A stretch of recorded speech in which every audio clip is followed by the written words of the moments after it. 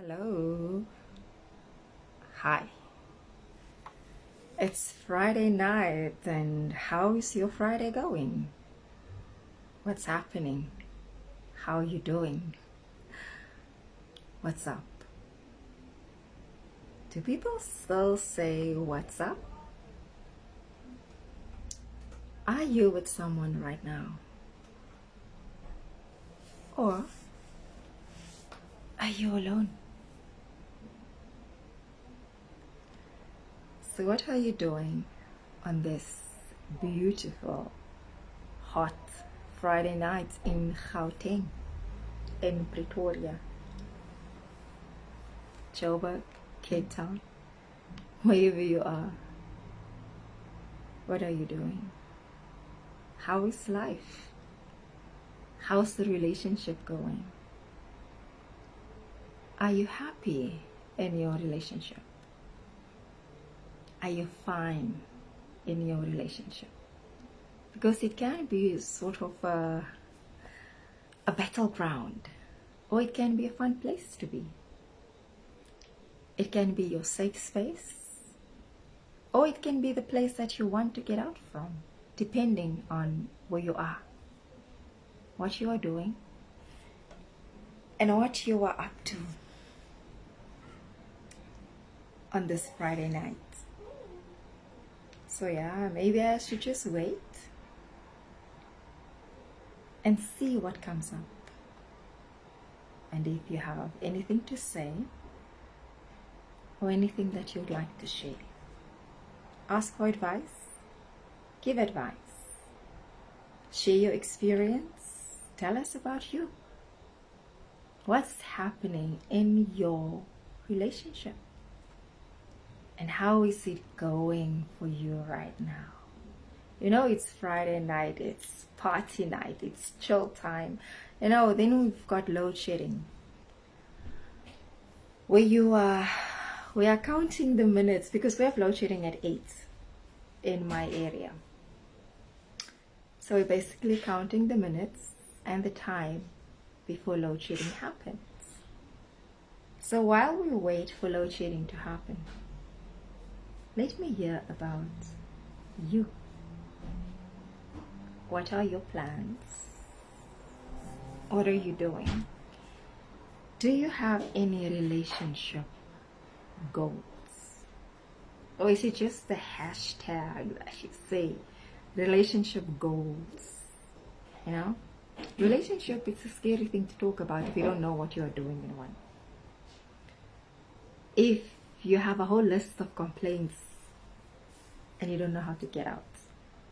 But if you have a good thing going, life flows, it's beautiful, it's relaxed, it's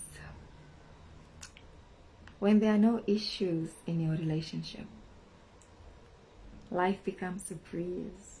You know, it becomes your safe space, becomes a place where you unwind, where you talk, you discuss, you plan, you have your vision, and you tell each other your innermost secrets. So what kind of a relationship do you have? Is it fun to be there? Or is it a place where you just want to get out? And if it's working for you, what is it that makes it to work for you? Because I can tell you, there are so many good things in a relationship that would want you to stay when you have found that person you want to be with for the rest of your life. When you have found that person, you know, that you want to be with for the rest of your life. When you find that person where you speak the same language, It's fun. I cannot, and this is what I always say, I cannot imagine a relationship where you can't laugh with your partner, where you can't have fun. I think it's just so dull to be married to someone who does not have a sense of humor, right? Because I can't imagine not having fun with the person you are with. So what is your idea of fun in your relationship? When you say let's have fun, what is it that you do for fun? Do you still remember what it means to have fun? Or are you bogged down by life and load shedding, children, work, debt, and everything else that on this path called life? How do you cope in your relationship? How do you make things happen? How do you keep each other interested? Do you still buy in the idea of the soapies and the chick flicks and the romantic movies? Or have you found your own path and your own way? A common thing that I pick up is men. That's the common theme. Men who don't assist, who don't help. Wena. The quickest way to an early death is not to help a woman at home.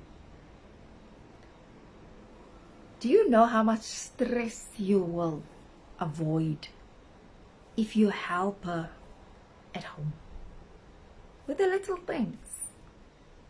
Doing the dishes, it won't kill you. Taking care of the kids so she can have a break, it won't kill you. Do the little things that matter. And for the lady, if he does his part, if he does his part, do you complain that it's not the way that you like it? It's not the way how you want it. But you also complain that this guy isn't helping you. But when he does, it's not up to your standard. So do you talk about what is needed and what you want and what you need in the relationship? Because no one is a mind reader. You need to talk. You need to listen. And you must be willing. You must be willing to listen. That's one of the things of a relationship. It's the hardest thing to listen with your mouth shut. It's the hardest thing to listen without wanting to interrupt or give an answer before the person has finished speaking. It takes practice to listen. But a relationship where you feel that you are being heard, that you are being listened to, it makes all the difference. But to listen, you need to pay attention. Do you pay attention to each other? Like when you go to work in the morning, when you part ways, do you know what he is wearing? Do you know what she is wearing? Those are the little things. Do you know what are her favorite things? Do you know what is his favorite things? What irritates him? What makes him happy? What makes him smile? What are the little things that will make a difference in the relationship? Do you know what those things are? Because it's not the same for everyone. It's not, everyone don't want the same thing. So, but you see, this is the message that's being portrayed, that everyone wants the same thing, right? We all want love, happiness, peace, joy, a good life, fun. But what is your idea of love? What is your idea of peace? What is your idea of happiness? And that is what you need to establish for the relationship to work. You know how often I find people are like saying, I will never get married because my parents were always bickering. But those were your parents who were bickering. It wasn't you. You need to find your own way and make up your own rules. The bickering and the fighting of your parents, it didn't work for you. So now why do you use that as an excuse not to open yourself to love? Because love is so, so beautiful. Or I hear, no one can be happy in marriage because I saw what happens to my parents. But what about your path? Are you basing your decisions on the experience of your parents they come from a generation before yours, yet you want to base your things of this generation on what happened in a previous generation? You need to find your own path. You need to know who you are. You can't base your decisions on, oh my gosh, my mom and dad were always fighting. That's why I don't believe in marriage. My dad was cheating. My mom was always angry. So those were your parents. Don't tell me about your parents. Tell me about you. Tell me about you. What do you believe? What do you experience? What do you want? What are your standards? Right? Another thing I also pick up, I regularly say, is, when it comes to cheating, I always find it interesting. The one who cheats and the one who's cheated on. Right. So my question is this. I want to know from you. If you are in a relationship where you are the cheater, why then are you in a relationship? Why don't you stay free and single? Because seeing that one woman cannot satisfy you, why do you need to be in a relationship if you want to taste from every other woman? That is what I wonder about. And I'm talking about the serial cheater. The one who's forever, the one who thinks his money opens doors to every single woman. The one who specifically go for a woman to impress her with money and stuff and things, even though he has a wife or a girlfriend at home.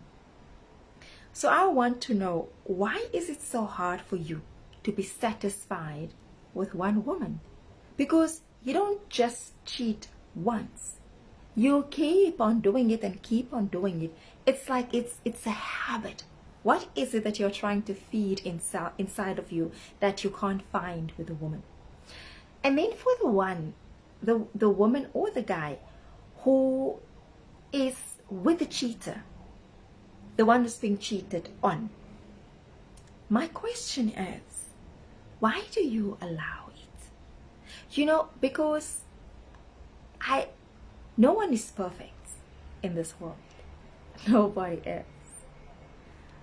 So if you are being cheated on, what is it that makes it acceptable to you? Why do you allow it? Because these are the questions we need to ask ourselves. These are relationships.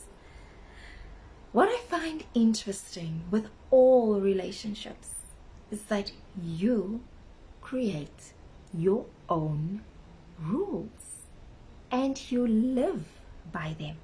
Not based on what my parents did, what my brother did, but based on your expectations, your vision, your hope, your idea of what you need to be happy. A relationship is deeply personal, right? It's oh my gosh, it is so personal and so intimate. And I find, the dynamics within a relationship Hey, you do not, jy wil nie gaan mors in iemand se relationship. I can tell you now, stay out of it. It's because once you want to put your hands and your voice and your advice there, jy gaan dinge die mekaar maak. So let people be and let them deal with their own relationship. I find people don't talk to each other. They don't talk. You know, and there's so much, and listen, this is something I had to learn in my own relationship. No one has ever died from talking. You know what kills you? It's not talking. Because what happens when you don't talk? You die inside. Like literally you die. You become disheartened, despondent, unhappy. So now what happens? That bastard, the one you can't talk to, when that bastard makes you angry, you will lash out. You know, it'll be a little thing, yes, you will explode and you will go on and on and on and on. You will drive him crazy because you didn't sit down to talk. And then you cook and you cook, and then you reach that boiling point when he has done something completely unrelated. And look, the dude will be completely confused because why are you upset over this little thing? I can't understand. What's wrong with this woman? But it's not the little thing. It is the build up to the little thing that causes the massive explosion. Why is it so hard to talk? Or why do we make it hard to talk? What is so difficult to say this is how I feel? I feel pissed off right now. I'm hurting right now. You know, you're not listening to me right now. Why is that so hard? Unless you are in a relationship where you are not being listened to. Because if you are where you feel that you are being listened to, you will feel comfortable enough to voice what is inside of you. You know? Thank you, Mr. Shania Cooper. I love that you asked the question of why a person cheats if they stay in a relationship instead of staying single. Yeah, I think that is one of the big questions in the universe. But also, like I said, relationships are complex. What will be acceptable to one person might not be acceptable to another person. And then again, it boils down to your standards, to your self-esteem, to your confidence. Because there is nothing, one of the few things that can break you as much as when you are being cheated on. It does something to you. Another thing, in many, many instances, there are exceptions to the rule, but very often, when I look at men who are abusive, that's a whole different conversation for another day. But men who are abusive, it's the same, because remember, cheating is a different form of abuse. Might not be physical, but it's emotional, because it robs you of your self-confidence. It makes you doubt who you are. It makes you wonder, have you done something wrong to deserve this? Or maybe the fault lies with you. The same happens when a woman is being beaten. It's exactly the same thing. You ask yourself, why doesn't she leave? This is why. Part of it, because it's complex. Part of it is that when you are stuck in a relationship where you're not happy and you're being abused, whether it's emotionally or physically or mentally or financially, part of you thinks, what happens if I leave and he changes? And then it shows that all along the fault was me. It's some weird kind of thinking that goes on in that kind of relationship. But what it boils down to is to understand your power, to have standards. Very often, and this, I will never grow tired of talking about this, right? Very often, and I see this all the time, a woman says, I need a man. Like, any man will do.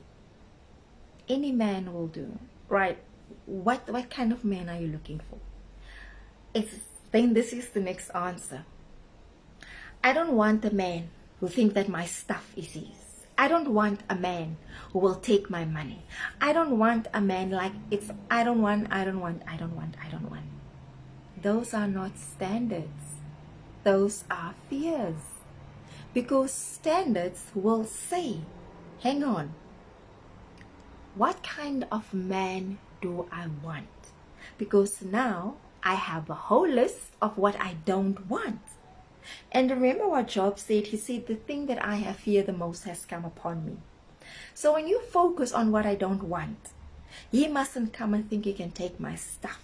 He mustn't think that he can drive my car. This is my house, my stuff, my whatever it is that you have, right?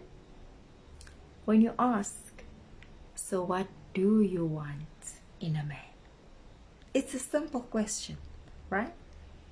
What do you want in a man? Then they blow bubbles. It's like, they don't even know what they want, because they are so focused on what they don't want that they have forgotten what they want. And yet, this is what happens. You get what you focus on. You don't want a man who will take your stuff. So my question is, what do you think? What is wrong with you that you cannot attract a man who has his own stuff? Because if you keep on saying like, I don't want a man who think he can just walk in there and take my stuff, what it tells me is that you are interested in losers. That you are only interested in babies. Babies who don't have intelligence. Babies who don't have the right mentality. Babies who want to sponge off you, because that is what you said. Your focus was what you don't want, but you don't know what you actually want. You need to be clear on how you want things to be and what you want. And you can be clear. You can actually demand it. You know, sometimes we want to be so polite and proper when we speak to God. We want to be firm. Dan sit ons nou ons keer gesig aan. And we're like, God, I need to talk to you. No. God doesn't want that. He wants the true you. He wants the real you. The one who says, God, I'm tired now of being alone. I want a man, and this is the kind of guy that I want. That's the conversations you have. Once you have standards, the fear of attracting the wrong person, it will just go. Because you are resolute about what you want and how you want it. They can call you difficult. They can call you stubborn. But with certain things, you need to be difficult and you need to be stubborn. Another interesting thing is our married sisters. Yes, like it. Married women, why is it so hard for you to leave a single woman alone? Why is it so difficult for you to mind your own business when a single woman is in the area?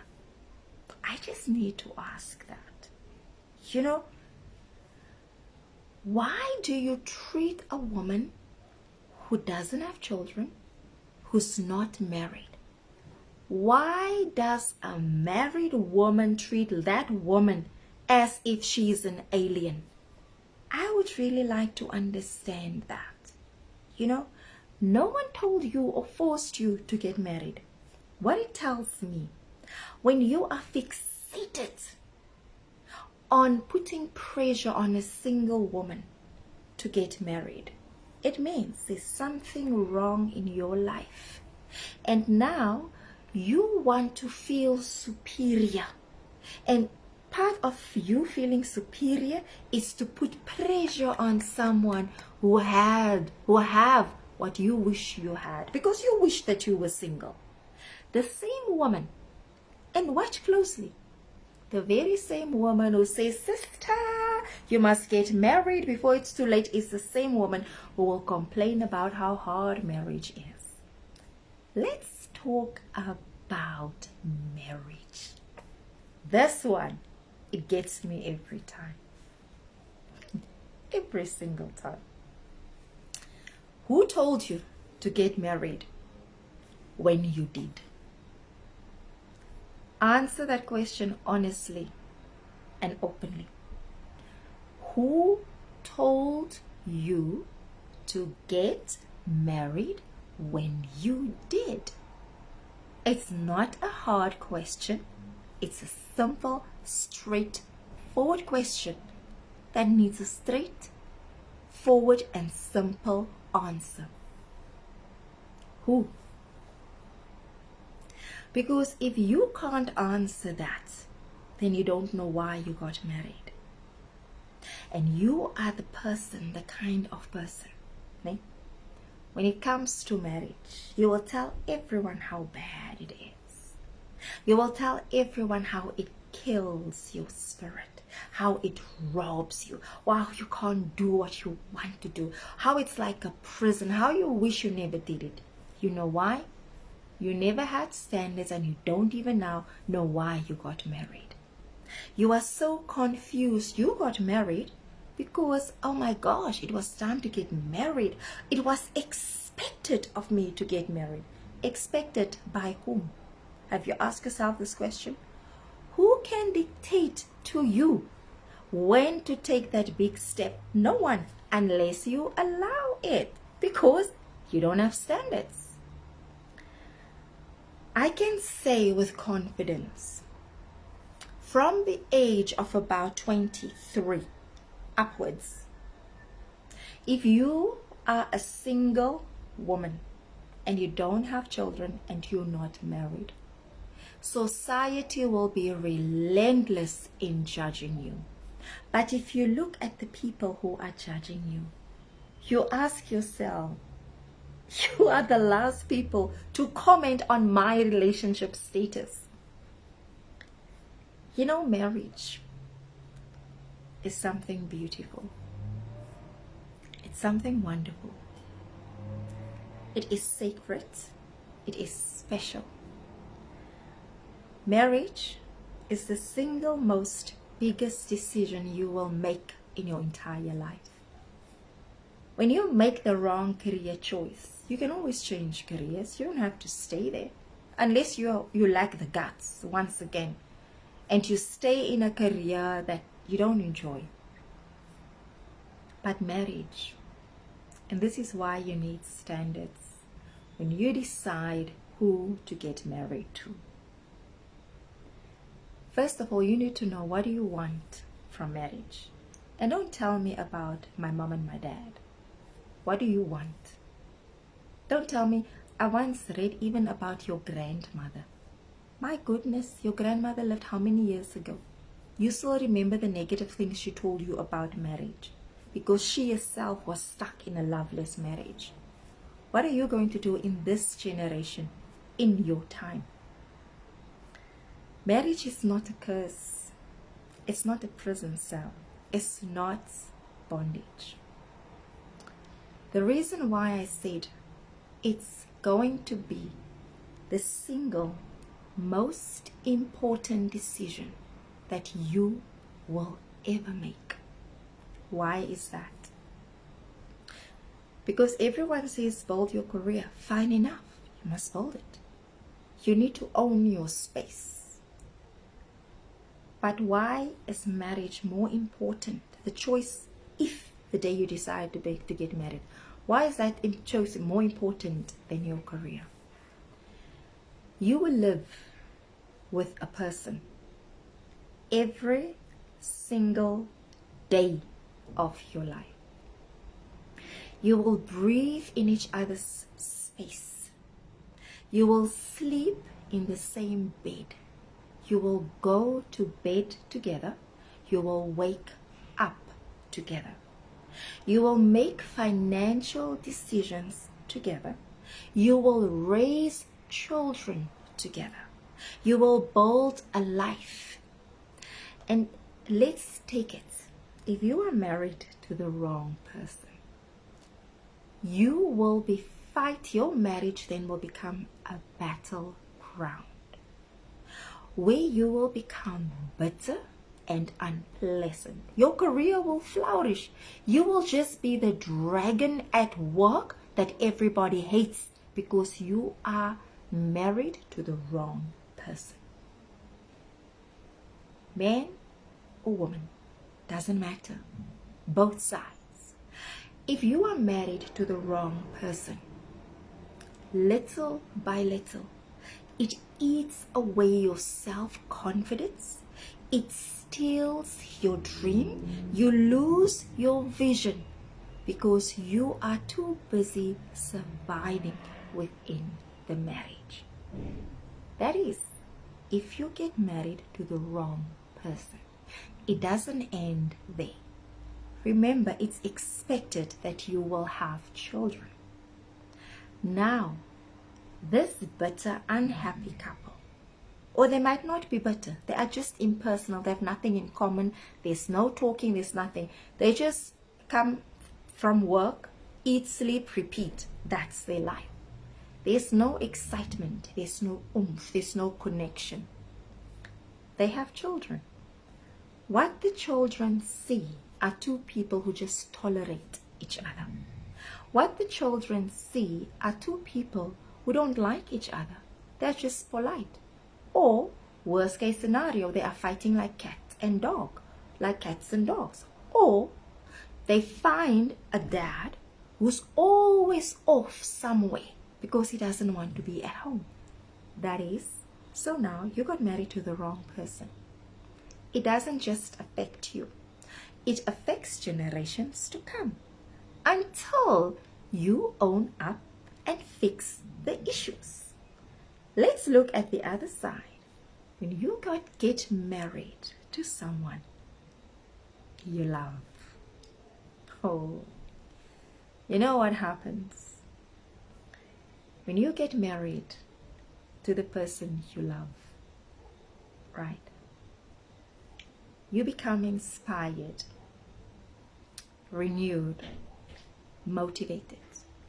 You believe in what is impossible because you know that it's possible. You have a common vision for your family. And every single day, you build and you work on that vision. Every single day, you make it a point to remind each other of love and what is possible. You feel invincible. And don't get me wrong. You know, you have your issues. There are days that you look at each other and you can see, I'm ready to kill this person without any regrets. But you know that you won't do it because the love overcomes the anger. You do get angry. You have misunderstandings. You do have your issues. But you are so committed to each other that you are determined to work through those issues. And the best part and the scariest part is to be with someone you know, I cannot live without this person. I cannot be without this person. My heart is complete. This person doesn't complete you. That's another reason. What happens when you get married to someone? You give them the best of you. You don't want them to fill in the missing gaps. You want to fill in the missing gaps yourself so that you can give the best of you to this person. And also, you might see each other at its worst.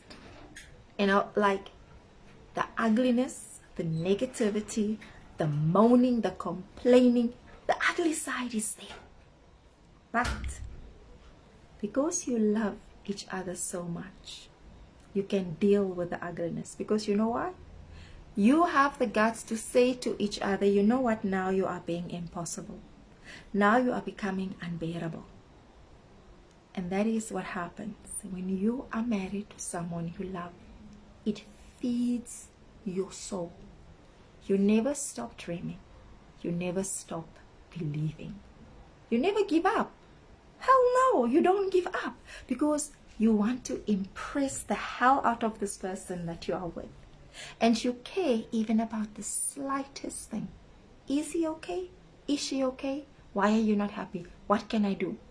Those are the common questions. Because you know the heart is so powerful. Your hearts are connected. When you are with a person you love, not just tolerate, but love. And love isn't fickle. It's the most powerful emotion. It heals, it inspires, it feeds, sustains, builds, motivates, and empowers you. If you want to see a beautiful woman, a confident woman, look at a woman who knows that she is loved. When you draw your confidence from the knowledge that you are loved, it gives you an attitude. Not an arrogant attitude like, look at me. But you get a glow that you can't explain it. You know, you can't, it is, you draw so much strength from being loved that you have no choice but to share that with the world. So relationships, it's complex, but it's beautiful when you are with the right person. So what do you do when you are with someone it's not going so well? It's not working. It's very easy to say leave, right? It's easy. But the process of leaving, it's not easy. There are so many things that you need to consider when it comes to leaving. Everyone else can tell you, listen, this thing, it's not working. He's not going to change, or she's not going to change. What do? How do you decide, should I stay, should I go? Because when you're not there, it's like, you know what, I know I must go. I'm not coming back.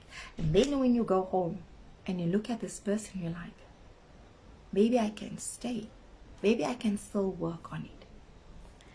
But how do you work on it without losing yourself in the process, without being swallowed by the pain? Without forgetting who you are, what your dreams are, what your vision is, without forgetting the truth in you, that spark that gives you hope and life. What do you do then? How do you get back to a place of happy? How? Because that's the tricky question, right? Because I'm not walking in your shoes. I don't know what you are going through. So I cannot sit here and dictate like this is what you should do and this is what I think you must do because he is a bastard or she's going to bring you down. I used to do that and it didn't end well. It did not end well because I put my mouth and my nose where it didn't belong. The thing is, someone else's relationship, it's not our business. But there are certain things you can see. You can see, you can see when someone is in pain. We are human. You can, especially when it's someone you love. You can see it. But you cannot fix it for them. And that is the realistic, harsh truth. You cannot fix things for anyone. They need to sort it out themselves. So how do you sort it out and how do you fix it? You need to know what is important to you. You need to know what you stand for, what are your boundaries, what you will tolerate and what you won't. You know, I have seen men who they cheated their entire lives. And then a woman takes a stand and said, this is it. Either you stop or I leave. And it's in that moment when you reach that decision, because you must reach a decision where your heart, your mind, and your soul, everything, it agrees. And you must be prepared to stand by what you say. You need to put yourself first. Don't let anyone convince you that that is selfish to do. You need to put your needs first, right? Everyone else will tell you, what? You are the woman of this house. Certain things need to be done. What you need, it doesn't matter. Well, it does. Because when you are happy, happy wife, happy life. Trust me on that one. If I'm miserable, if I'm unhappy, everyone else at home pays the price. If I feel frustrated because certain things are not being done, everyone else pays the price. You need to keep them in line. Because why? You must have your boundaries. You also mustn't be a dictator that everyone, when you are around, people get scared to breathe. They don't want to move. They don't even want to breathe too hard because they don't want to offend you. No, not that. You just make it clear. It's time. I want things in this way and I need it to be done. Please. You know why? Because the man I love will do exactly the same. That's why. I don't have to be worried that I'm going to offend him if I get a certain look and I'm like, I need this to be done now. He doesn't get offended. Because we have an understanding. Someone else might think, geez, this woman is controlling. Or if you meet him, you might think, geez, this man is controlling. No, we have an understanding. Can you see how relationships are complex? Because you find your system. You find what works for you. You find your standards, your system, and then you will build what works for you around your standards, around your systems. That's it. It's irrelevant. If people think, she doesn't deserve him, it's okay. He thinks I deserve him. I think I deserve him. Just with him, if people say, he doesn't deserve her, I can do better, it doesn't bother him. Because that's other people's opinion and we know what we have. And here's another thing I find interesting. You know what? When you're with someone you love, it makes you feel like literally like you are the most beautiful woman in the whole world. You know that you're not. But when you are with him, you feel like a queen. And you feel like you are the most beautiful woman. And you know what that does? When I see another beautiful woman, I tell my husband, yo, look at that stunning woman. Isn't she gorgeous? Because you know why I have the confidence to show him a beautiful woman? Because I appreciate the effort that woman took to look well and to be so well presented that she draws my eyes. What's wrong with you? When you see a beautiful woman, your man is not supposed to look at her. He's not supposed to comment. What is wrong with you? There are many beautiful women in this world. What makes you think that he would want a woman just because he's saying that she's beautiful? The same. Even when I see a handsome guy who's well put together, I will tell my husband, yo, that guy looks good. And you know why he's not threatened? Because I'm not interested in that man. I appreciate the picture that I see, but it doesn't mean that I want, because I know what I have. I value what I have. And because I value what I have, I feel free to show a beautiful woman, to show a handsome guy, because I know what I have.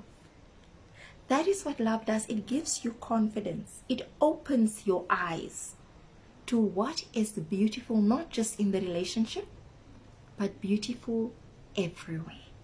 It gives you an appreciation of life, of beauty, of effort. It gives you an appreciation that someone also took the effort to look good. So, you see, when you are confident in your relationship, never relaxed, there's a difference. Confident. Confident about who you are when you are with this man, who you are when you are with this woman, what they bring out in you, you know? Then what happens is you are able to identify beauty, appreciate, and stand still to see other beautiful things. Why are you with a man that you have to babysit? Huh? It's so tiring. Where are you going? When are you coming back? Look, let me just rephrase that. What I mean with that is when a man goes out the door, why do you feel the need to cramp his style? He needs to go to the shop. He needs to go to work. That is, when you are with someone you cannot trust. And as a man, why do you feel the need to control your woman? Why do you want to dictate to her her every movement? And why do you feel so easily threatened? She mustn't look at another guy. She mustn't greet someone. She might just smile with a stranger, then suddenly you become aggressive. Stop being a baby. Stop being so insecure.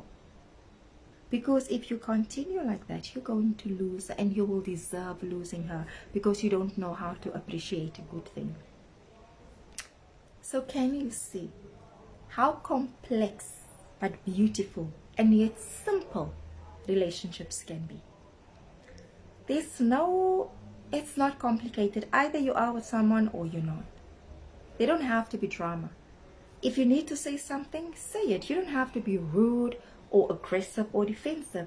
You can just state certain things. When something bothers you, address the issue. Countless women cannot cope with the housework. You have your job, you have the house, you have the children, you have all of those things. It's cooking, cleaning, the children. You don't know you don't know whether you're coming or going. Men, you need to step up because she needs your help. She cannot cope. She might seem like she has it all together, but she doesn't. Maybe when the children are grown, it's a different case.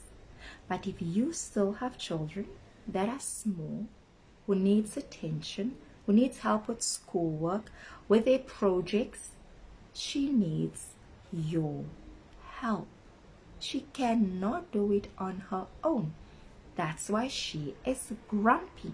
Just think about this. There's no way, absolutely none, on this blue earth. If you came from work, you had to cook, you had to clean, you had to help the children with the homework and still prepare for work, and then you would be able to have sex that night. It's impossible. It's not. Because by then you will be so exhausted, you just want to sleep. And then people ask, why do they have intimacy problems in their relationships? It's not a problem about intimacy. It's a problem about you not doing the bare minimum. The days are gone of sitting on a couch, only watching, changing channels, and then you eat and you sleep. Those days are gone. Life has so many pressures today that a woman who has a job needs your help. And even if she doesn't have a job, if she's a full-time mom with small children, you need a break. Otherwise, you yourself, you will break. So can you see? And those women, sorry, there are those crying, oh, I just want a baby. You are with a loser, but you want a baby. You are with a guy that 90% of the time you complain about him, but you still want his child. What kind of a woman are you? Where are your brains? You want to bring a child into that relationship where you yourself, you are unhappy and frustrated. Do you think a baby is going to change things? Let me tell you, you know what a baby does? You know what the child does? It sucks the life out of you. If you think a career is hard, then try having a baby. So why are you in a rush to have a child if you're not in the right relationship? Why are you in a rush when you are with a person you are not even sure of, but you want to bring a child into that relationship? And then we ask ourselves why the world is so messed up. It starts with you taking the wrong decisions because it's time for you to have a child. And then you can't even take care of yourself. But no, you want a baby. Why? For what? It's your life. And this is the thing. When you have a child from someone, you are tied together for the rest of your life. So when you get a baby from a loser who's still a baby, you will be tied to him for the rest of your life because of that child. It's a simple fact of life. So can you see the many aspects and the many facets, the many layers in a relationship? Because the more you want happiness and love and contentment, the more you have to work for it. Because remember when I said you must be confident but not relaxed, you can't say, no one would want my man. It's just him. When? Hey, you must wake up. You must wake up. You might not appreciate him, but someone else will. So you need to appreciate that man.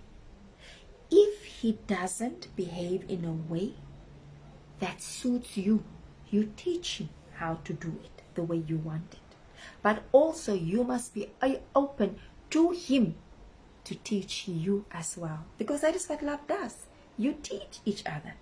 Because when you enter the relationship, you come with all the baggage of the other relationships.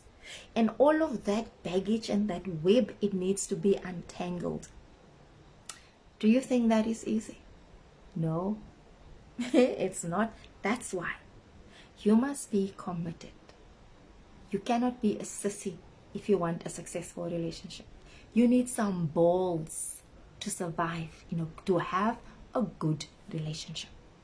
Because if you don't have the balls, you will go at the first opportunity.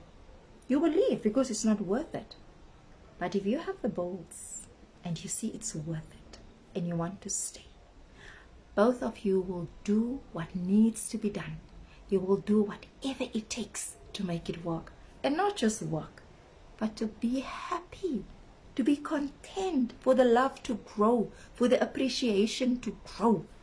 You become so determined to make it, right? Like in that circle, no one else is allowed except you.